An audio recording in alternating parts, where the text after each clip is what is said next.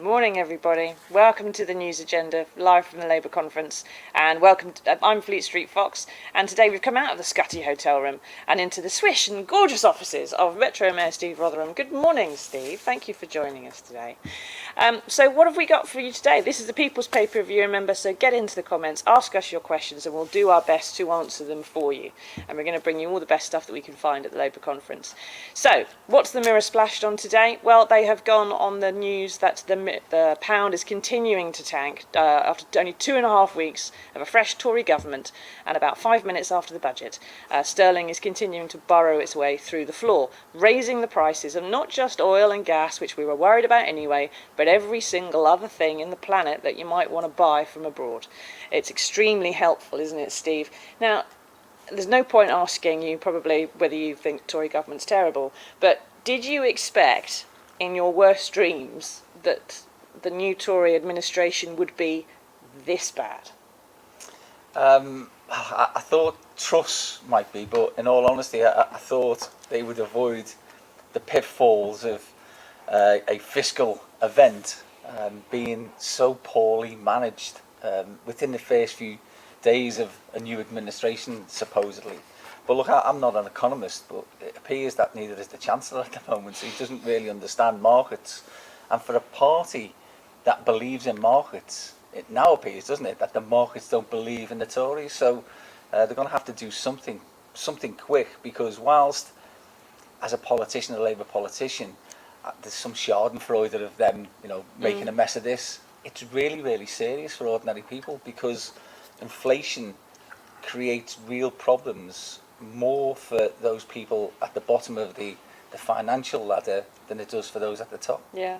Do you think it's going to have more of an impact in places like Liverpool than perhaps Kwasi Kwarteng and Liz Truss are going to notice in their own constituencies? Well, it's obvious, isn't it, that the likes of the real inflationary pressures are on like food and on energy, and that hits the poorest the hardest. Look, if you're a millionaire, it must be nice to get an extra £50,000 or £150,000. It'd be nice for anybody to get 50,000 to be a millionaire. It'd be really nice for them, but actually they wouldn't understand, the struggle that people have on a daily basis.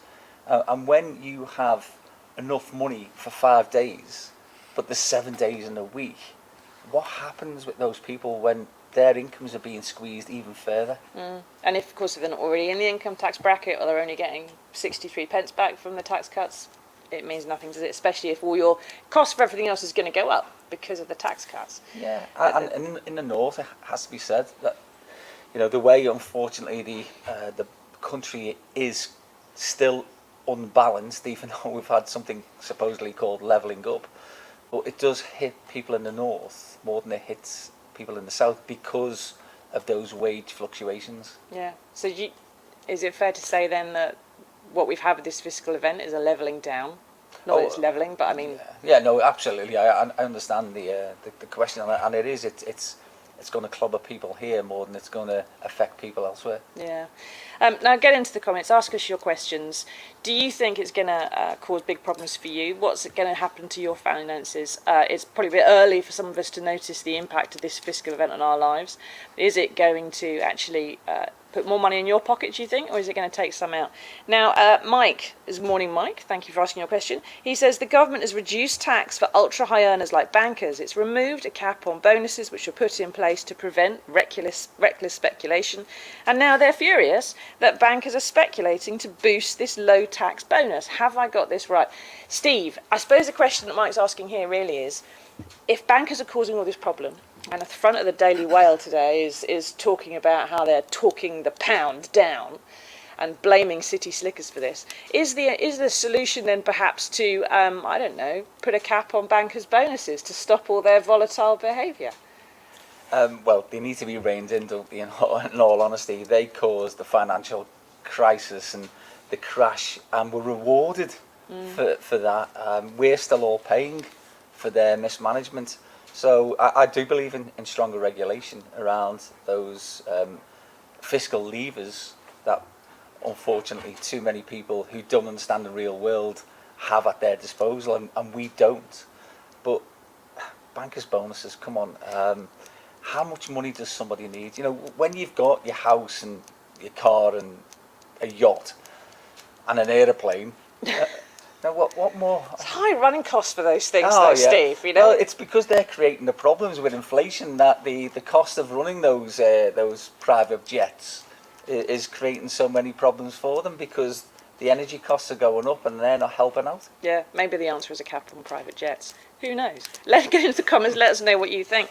Now, there's already apparently some letters have gone into the 1922 committee of Tory backbenchers suggesting no confidence in the Prime Minister. It might be the first time in history that they've only given her 2 weeks before they've decided that it's all gone toast. But how imperative is it, do you think, that the country now needs the Conservative Party to remove this lot? Well, I think what people are doing is probably dusting off their letters from just a few weeks ago and Tipexing out Boris Johnson and putting Liz Truss in, because it's easier, isn't it? I mean, this is becoming a regular event now, because actually what's broken is the Tory party and their philosophy on life and on politics. You know, they might have had an argument, I wouldn't have agreed with it, in the 80s. But we're not living in the 80s, and their approach to things is Thatcherism worked in their opinion then, and perhaps it will work now. Well, it won't, and it didn't, and I think it's a really dangerous way of trying to bully people into believing that they what they want to do with the country is the right thing. It can't be kind of. We need to have much more collaboration. We need to have a fairer society. We need to have redistribution. We need for those people who are the least able to support themselves to have the safety net that the state can provide. They're all the things that they don't agree with, and they want to see people continually struggling more and more and more. You know, more food banks. You know, more people with energy poverty. And just turn a blind eye to it. I genuinely can't understand the philosophy of this lot of Tory MPs. Yeah. They seem to think that the struggle makes you fight or do better or want to pull yourselves up out of it, and I can't. It brings too many people down, doesn't it? Well, do you know what helps people? Support. So on homelessness, the Tories approach, turn a blind eye and all that. We have got a Housing First programme, and our Housing First programme is about trying to get people off the streets, but then into a home of their own, get the wraparound support and try and get them back into work. We've done it with long-term unemployed people, where the Tories' approach is a sanctions first approach, and ours is trying to get wraparound support for people and then coach them back into the world of work. Is it working? Well, I was going to say the Treasury have funded us because ours demonstrably is given a bigger bang for the buck than the sanctions first approach.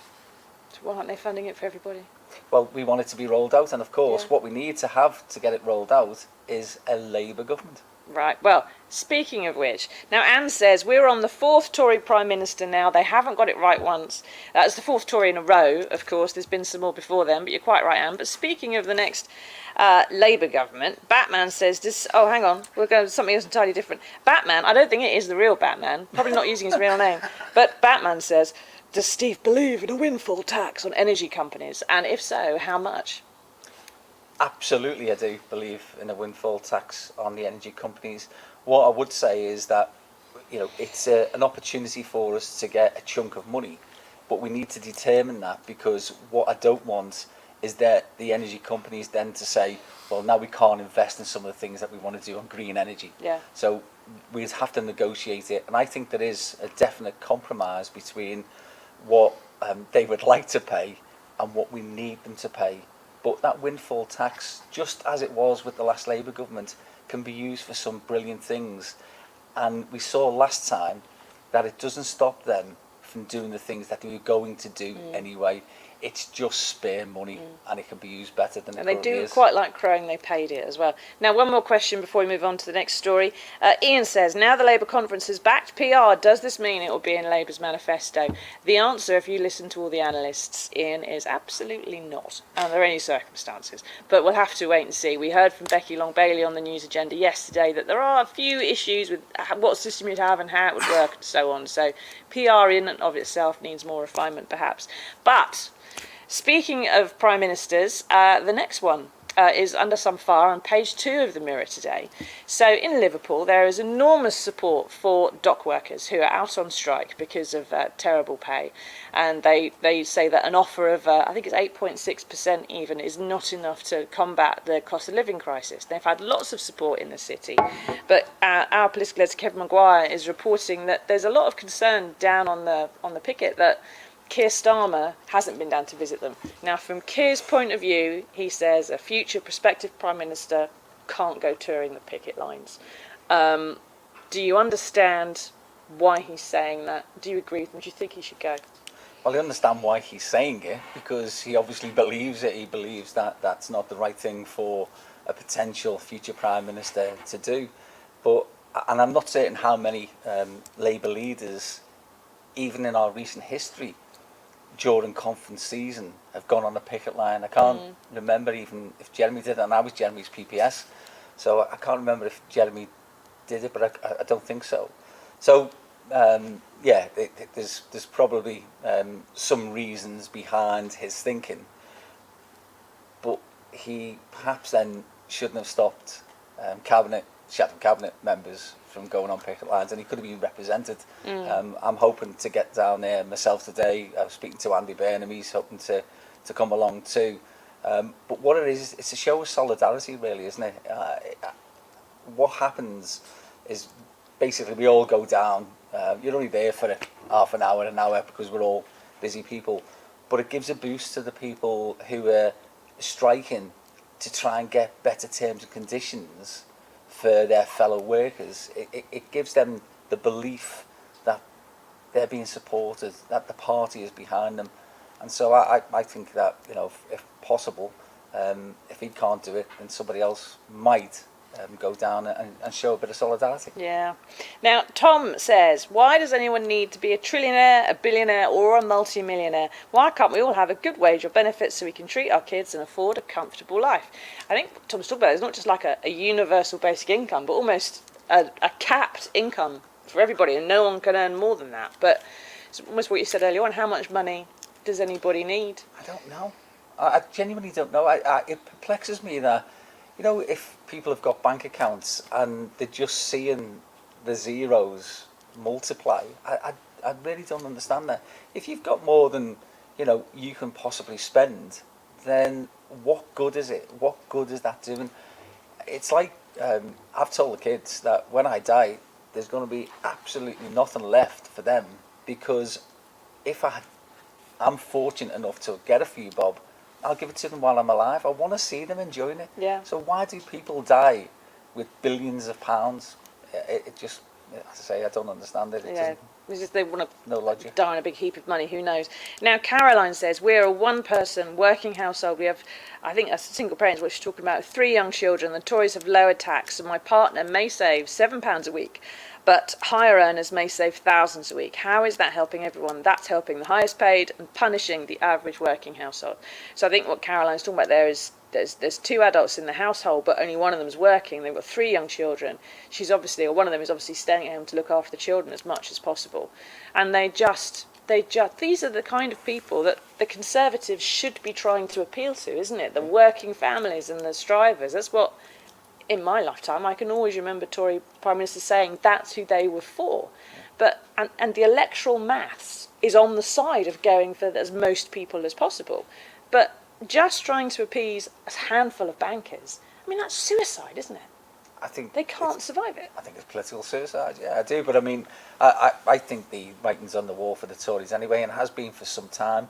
You know, a lot of political parties come in with ideas and then they run out of steam. This one didn't even have any ideas. I don't think there's been any plan for years for what the Tories are for, and they seem to like lurch from one crisis to another. It's the reality of Tory Britain at the moment. What that family are going through can be replicated everywhere across the whole country. And you're right, these were the target audience, weren't they, years ago for the Tories? And you know, Johnson persuaded enough of them to lend them, lend him their vote. I don't think they'll be falling for that trick ever again. No, I think they became a bit disenchanted with him and then moved on. So John says, why don't we introduce a super tax bracket where the very top earners pay greater percentages of tax? It's been tried before, John, and it got scrapped eventually. So I don't think anyone's suggesting that at the moment, not even the Labour Party. Now, moving on to another story, page 6 and 7. Keir Starmer's giving his keynote speech to conference today, and there's been a few lines briefed out overnight, and the Mirror is reporting that one of the things he's going to be calling for is going to guarantee a 70% rate of home ownership. Is going to help people get on the housing ladder, and is that the way to solve the housing problems that you see in Liverpool, or do we need to have more homes to rent? Is home ownership the way to go? Well, I think we need more homes. We need to build more homes. What I'd like to do is to see whether I could work with a future Labour government to see whether we can build more council homes. Home ownership's great for those people who can own and afford to own their own homes, but not everybody can, not even with affordable rates. So for me, I was brought up in a council house. My mum believed it was her house. She did everything to that house. And I think lots of people would love the opportunity to live in a council house where they believe that that's their home. I want to build places now, really encourage good design and accessibility and all of those things built in, and of course for those homes to be really energy efficient, because for a lot of the people who live in some of these homes that we've got problems with, they're paying a premium on their electricity because they're on a prepayment meter, and that costs you more than a direct debit, and the least energy efficient homes that we've got. So I want to build proper affordable rents with really, really good insulation, and that's the solution to me. Yeah, on the other end of it, great if we can get more home ownership and if Labour supports them, but we need more houses. Yeah, makes a difference, doesn't it? Now, get into the comments, ask us your questions. We're going to have to move on to one more story, which is on the bottom of the page 6-7 spread, and the bottom corner is a mention of obviously one of the worst stories any of us probably ever heard, about the murder of Olivia Pratt-Wilbur a little while ago here in Liverpool. And the one thing that conference hasn't really mentioned yet, there's been very little talk about crime and justice and those kind of policies coming through, is what do you think that the next Labour government has to do from the problems that you've seen in Liverpool, and which are happening across the country and other places too?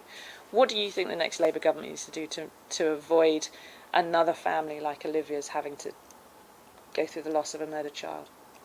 Yeah, it's one of them moments in life where you just can't believe what you're hearing and watching on the telly. I remember listening to the reports coming in, and then the press conference by the Chief Constable, Serena, and the details of what had happened and the tragedy. And that's 15 years. It was almost to the day, if you remember, since Rhys Jones was killed on the streets of Liverpool, and Olivia in her own home, you know, the safest place that she could possibly be. And so that's gun crime, isn't it? That's potentially organised crime. We don't know all the details of it, but we hear things being said, and we need to crack down on those sort of nefarious activities that some people think, you know, it doesn't really affect them because it's somewhere else. Well, it affects everybody. And it's almost like, you know, the drugs wars that we see right the way across the country, and people thinking the drugs wars, oh, that's really terrible, but then go and sniff a line of coke in a toilet somewhere and think that, you know, that's nothing to do with the violence that ensues. And they're fueling it. They're part of it. Absolutely part of the problem. So, you know, this casualisation of cocaine, certainly in middle class circles, you know, they're part of the problem for me. So I think there's an education part of this. I think there's a way in which we need to ensure that there are diversionary activities at a younger age, so more on education. But it's a societal problem, and we need a government to really tackle this right the way across the multiplexity of all of those different issues. Yeah, they need to actually understand it rather than just want a headline and say something. That's what happens normally, is that there's a knee jerk to it, and I think we need to analyse, you know, why these things happen, and of course why they repeat. Yeah. Now, thank you for that so far, Stephen. Thank you for your questions so far, everybody. Have you got any more? Anything else you want to ask Steve before we're going to let him go? He's a busy chap and we've overrun already. But first of all, there is some good news in the world. We managed to find it for you, and here it is.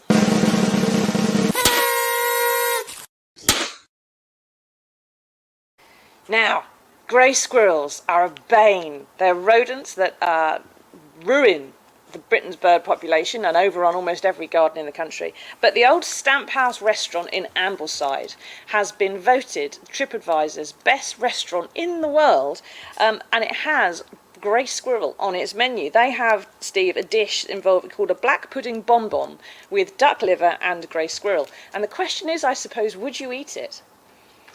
I wonder whether there's a disclaimer that says it could contain nuts. Quite likely, yes. So I don't know. It doesn't sound very appetising to me. I do think they're a pest, by the way, and we've got some red squirrel sanctuaries in the Liverpool City region, around Formby and Freshfields, and we want to keep the greys out. Yeah. We want the reds to... Well, maybe having a series of restaurants selling squirrels on a stick is the way to actually crack down the grey squirrel population. And maybe, I don't know what on earth grey squirrel meat might taste like. I haven't done it myself, although I was speaking to someone at breakfast this morning in Conference Hotel who said he had tried it and it was stringy. But you know, so are most late night kebabs, so maybe that's the way forward. Thank you very much, everyone, for taking part. No, sorry, I've got questions off camera from Ed. I don't know what's going on. It's all going chaotic this morning. Thank you for joining us, Steve. Thank you, everyone, for taking part. If you tune back in tomorrow, we will be interviewing Shadow Veterans Minister Rachel Hopkins, and we'll be asking her if she'd eat a grey squirrel as well. Do, by all means, go and pop into the old Stamp House in Ambleside and see if you fancy one of their Michelin-starred dishes, and perhaps, maybe, who knows, if we can find a way to actually get Tories into a dish, we could eat our way through those as well. Thank you very much, everybody. See you all tomorrow morning. Bye-bye.